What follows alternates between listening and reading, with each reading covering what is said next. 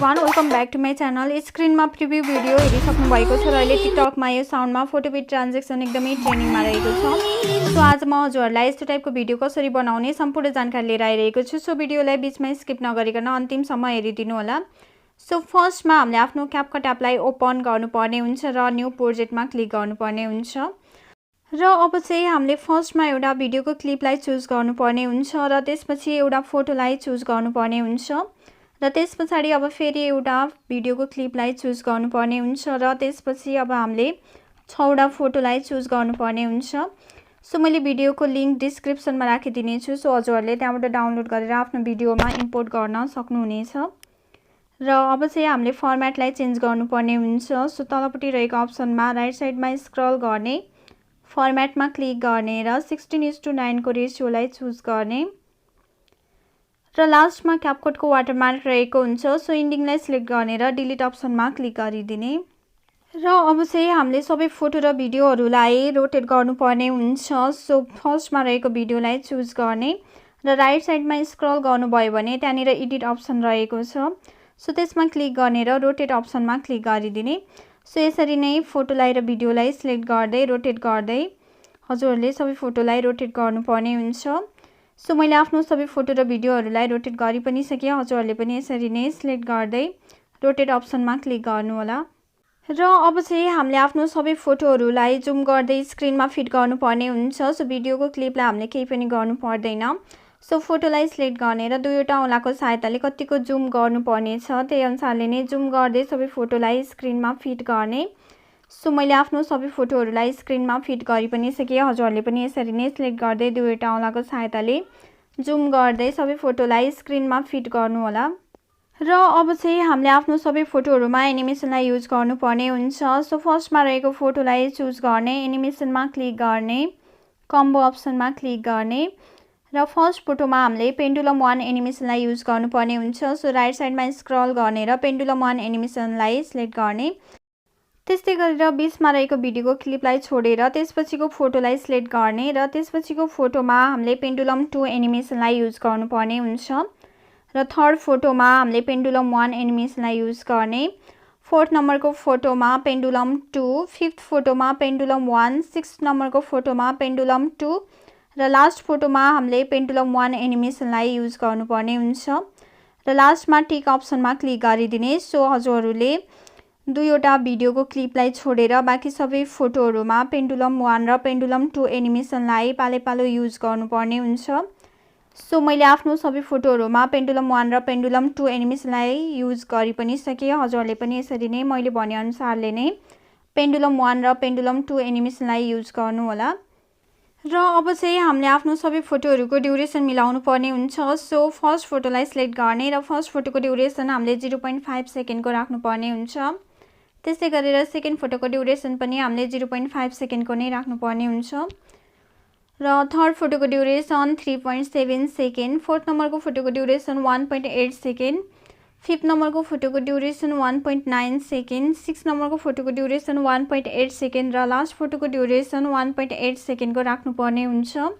So मैले फोटोको ड्युरेसनहरू हजुरहरूलाई स्क्रिनमा पनि राखिदिने छु। सो हजुरहरूले त्यहाँबाट हेरेर पनि आफ्नो फोटोको ड्युरेसनहरू मिलाउन सक्नुहुनेछ। अब चाहिँ हामीले आफ्नो सबै फोटोहरूमा इफेक्टलाई युज गर्नुपर्ने हुन्छ। सो हामीले फर्स्ट र थर्ड नम्बरमा रहेको भिडियो क्लिपमा चाहिँ इफेक्टलाई युज गर्नु पर्दैन। सो फर्स्टमा रहेको फोटोको स्टार्टिङ पोइन्टमा आउने र तलपट्टि रहेको इफेक्ट अप्सनमा क्लिक गरिदिने, भिडियो इफेक्टमा क्लिक गर्ने र माथिपट्टि रहेको पार्टी अप्सनमा क्लिक गर्ने। सो हजुरहरूले स्क्रल गर्नुभयो भने त्यहाँनिर देख्न सक्नुहुन्छ र तलपट्टि स्क्रल डाउन गर्ने र त्यहाँनिर रिपाइल्स भन्ने इफेक्ट रहेको छ। सो त्यसमा क्लिक गर्ने र टिक अप्सनमा क्लिक गरिदिने। यसको ड्युरेसन हामीले फर्स्ट फोटोको ड्युरेसन जति छ त्यतिमै राख्नुपर्ने हुन्छ। त्यस्तै गरेर सेकेन्ड फोटोको स्टार्टिङ पोइन्टमा आउने, भिडियो इफेक्टमा क्लिक गर्ने, तलपट्टि स्क्रल डाउन गर्ने र रिपाइल्समा क्लिक गरेर टिक अप्सनमा क्लिक गरिदिने।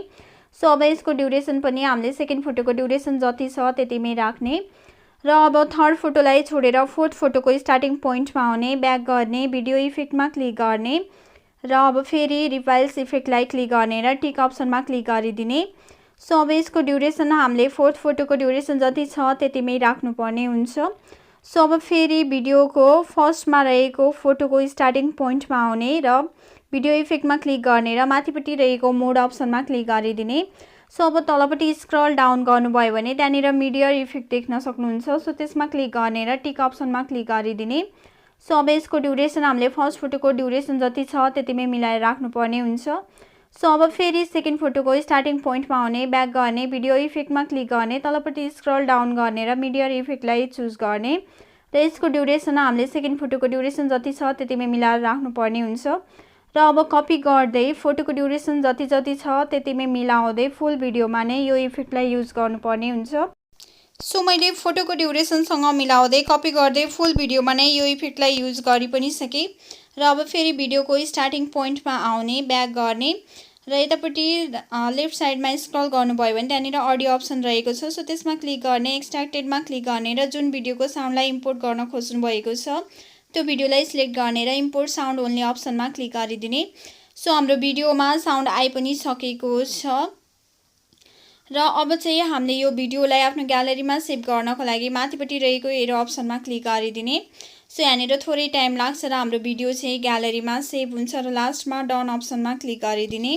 र अब हामीले भिडियोको फर्मेट र भिडियोलाई चाहिँ रोटेट गर्नुपर्ने हुन्छ। सो फेरि न्यू प्रोजेक्टमा क्लिक गरेर अघि सेभ गरेको भिडियोलाई चुज गर्ने। सो हाम्रो भिडियो चाहिँ यहाँनिर आइसकेको छ र लास्टमा क्यापकटको वाटरमार्क रहेको हुन्छ। सो इन्डिङलाई सिलेक्ट गर्ने र डिलिट अप्सनमा क्लिक गरिदिने।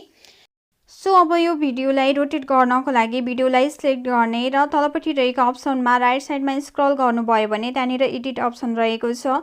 सो त्यसमा क्लिक गर्ने र रोटेट अप्सनमा क्लिक गरिदिने। र अब हामीले भिडियोको फर्मेटलाई चेन्ज गर्नुपर्ने हुन्छ। सो फर्मेटमा क्लिक गर्ने र 9:16 को रेसियोलाई चुज गर्ने। सो अब हामीले यो भिडियोलाई जुम गरेर स्क्रिनमा फिट गर्नुपर्ने हुन्छ। सो भिडियोलाई सिलेक्ट गर्ने र दुईवटा औँलाको सहायताले जुम गरेर स्क्रिनमा फिट गर्ने। सो हाम्रो भिडियो चाहिँ रेडी भइसकेको छ र अब ग्यालेरीमा सेभ गर्नको लागि माथिपट्टि रहेको एरो अप्सनमा क्लिक गरिदिने। सो यहाँनिर थोरै टाइम लाग्छ र हाम्रो भिडियो चाहिँ ग्यालेरीमा सेभ हुन्छ र त्यसरी सेभ भएको भिडियोलाई हजुरले आफ्नो टिकटकमा अपलोड गर्न सक्नुहुनेछ। सो आजको लागि यति नै। भिडियो कस्तो लाग्यो मन परेमा लाइक, कमेन्ट, सेयर र सब्सक्राइब गर्न भने नभुल्नुहोला। र मैले भिडियोको लिङ्क र भिडियोको साउन्डको लिङ्क हजुरलाई डिस्क्रिप्सनमा राखिदिनेछु। सो हजुरले त्यहाँबाट डाउनलोड गरेर आफ्नो भिडियोमा इम्पोर्ट गर्न सक्नुहुनेछ।